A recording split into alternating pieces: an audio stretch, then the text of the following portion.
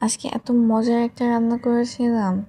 পেঁয়াজ করে রেখেছিলাম, সেখানে আরও রয়েছে হচ্ছে কাঁচা মরিচ, গাছের কাঁচা মরিচ তাও আবার, আর রয়েছিল জিরা গুঁড়া। আর এখানে আমি আগে থেকেই সেদ্ধ করে রেখেছিলাম কিছু ডাল, মসুরের ডাল। এবার তেলে ওপর হচ্ছে আমি পেঁয়াজগুলো দিয়ে দিব। তো আপনারা চাইলে সরিষার তেলও ইউজ করতে পারেন অথবা সয়াবিন তেল ইউজ করতে পারেন। এভাবে দিয়ে আগে পেঁয়াজটা আগে ভাজবেন আপনারা। দেন হালকা ভাজা হয়ে গেলে আপনারা ওর মধ্যে আপনাদের কিছু মরিচ কেটে রাখা, ফালি করে রাখা, ওগুলো দিয়ে দিবেন।